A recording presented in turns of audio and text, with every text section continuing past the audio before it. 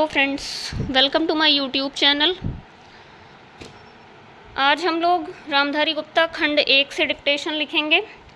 Dictation की speed 100 word पर minute होगी। आप सभी लोग रेडी हो जाइए।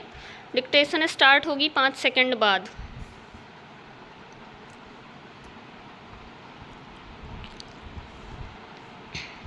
अध्यक्ष महोदय, मैं आपका आभारी हूँ कि आपने मुझे बोलने का अवसर दिया। इस देश के वर्तमान भारी संकट के समय में और विशेष रूप से उस समय जबकि हम लड़ाई से अभी निवृत्त हुए हैं और आकाश में लड़ाई के बादल दूसरी तरफ से आने शुरू हुए हैं, हमारे वित्त मंत्री ने जो बजट पेश किया है वे इसके लिए बधाई के पात्र हैं।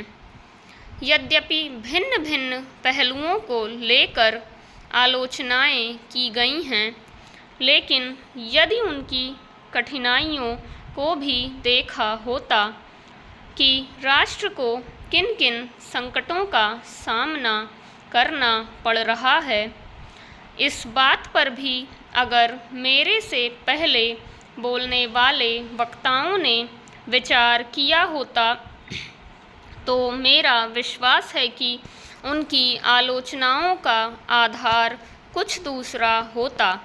उन्होंने ऐसे कठिन अवसर पर यह एक संतुलित बजट पेश किया है, उसके लिए मैं उन्हें बार बार बधाई देता हूँ, लेकिन साथ ही साथ मैं अपना यह कर्तव्य समझता हूँ कि कुछ ऐसे विचार भी उनके सामने प्रस्तुत करूँ जिससे उनकी कठिनाइयाँ कुछ हल हो जाएं।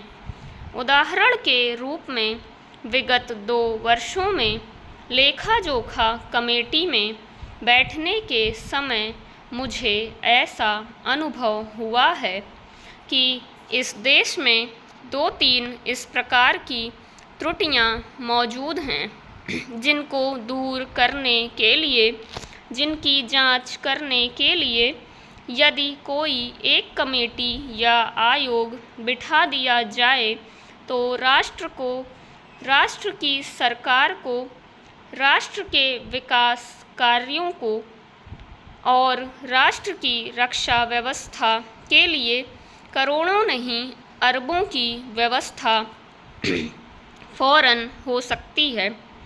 केवल शासन को जागरूक होकर कुछ कदम उठाने की आवश्यकता है। अभी कुछ छिपे हुए धन का जिक्र किया गया।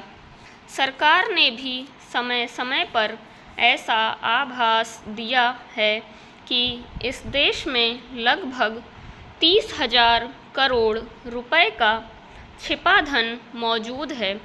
स्वयं मैं समझ नहीं पाता हूँ कि जब सरकार ऐसा अनुभव करती है तो इसकी व्यवस्था करने में उसको दिक्कत क्या आ रही है। ऐसा मालूम होता है कि कहीं इच्छा शक्ति की कमी है। भारत की इस सरकार ने अपनी शक्ति का ठीक से उपयोग करके उस दुश्मन के दांत खट्टे किए जिसके कि ऊपर विश्व की शक्तिशाली और इंग्लैंड जैसी शक्तियों का अटूट सहारा था और जिसको कि उन्होंने हमारे विरुद्ध उकसाकर खड़ा किया था और अपना पूर्ण सहयोग दिया था। अध्यक्ष महोदय, मानव संसाधन विकास मंत्रालय की मांगों के संबंध में बोलने के लिए मैं खड़ा हुआ हूँ। शिक्षा की पद्धति के बारे में, उसमें परिवर्तन लाने के बारे में, इस क्षेत्र में हमें जो असफलता हाथ लगी है उसके बारे में अभी मेरे मित्र ने बहुत कुछ कहा है। दुर्भाग्य की बात यह है कि देश में सभी लोग यह मानते हैं कि शिक्षा में प्रगति नहीं हुई है। शिक्षा पद्धति में आमूलचूल परिवर्तन नहीं हुए हैं, लेकिन फिर भी इस दिशा में कुछ किया नहीं जाता है। ऐसा प्रतीत होता है कि इस विषय में कुछ भी करने की स्थिति में हम नहीं रहे हैं। स्थिति ज्यों की त्यों चली आ रही है। इतना होने पर भी शिक्षा की मद पर होने वाला जो खर्च है और जो उसके लिए धनराशि आवंटित की गई है वह भी बहुत थोड़ी है। लेकिन उस पर न जाकर मैं आपका ध्यान इस ओर दिलाना चाहता हूँ कि मर्ज बढ़ता ही गया। ज्यों-ज्यों दवा की वाली कहावत ही आज चरितार्थ हो रही है। जितने ज़्यादा आयोग और समितियाँ बैठीं और जितनी ज़्यादा शिक्षा पद्धति के बारे में छानबीन की गई, उतनी ही ज़्यादा बीमारी बढ़ती गई। बीमारी का इलाज ना होकर और भी खराबियां पैदा होती गईं।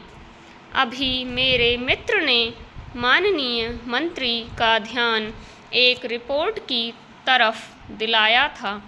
इस तरह की बहुत सी रिपोर्टें हैं। अभी सदस्य महोदय भी एक रिपोर्ट का जिक्र कर रहे थे। रिपोर्ट तो बहुत सी प्रस्तुत हुई हैं, लेकिन मंत्रालय ने उस पर कभी कार्यान्वयन करने की दिशा में कोई कदम नहीं उठाया। अपनी इस हालत को उन्होंने इसी सदन में स्वयं स्वीकार किया है। अपनी विवशता को उन्होंने स्वयं यहाँ प्रकट किया है।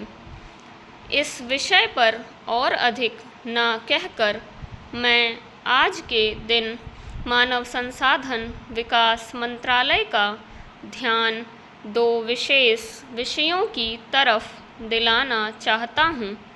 पहली बात तो मैं हिंदी के बारे में कहना चाहता हूँ।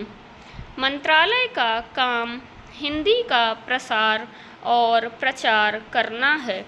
हिंदी हमारे देश की राष्ट्रभाषा है। संविधान ने उसको राष्ट्रभाषा का स्थान दिया है, लेकिन हिंदी को वह स्थान अभी तक भी ठीक से प्राप्त नहीं हुआ है। इसके कई कारण हो सकते हैं। एक कारण हिंदी प्रेमियों का अधिक उत्साह हो सकता है। दूसरा, दलगत राजनीति से प्रभावित होकर राजनेताओं का भाषा के बारे में अपनाया गया दृष्टिकोण हो सकता है। फ्रेंड्स, ये 800 शब्दों की डिक्टेशन है और ये 8 मिनट 5 सेकंड में बोली गई है।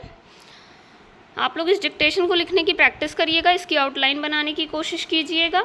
इसी के साथ मिलेंगे हम लोग नेक्स्ट वीडियो में। तब तक के लिए टेक केयर, बाय बाय।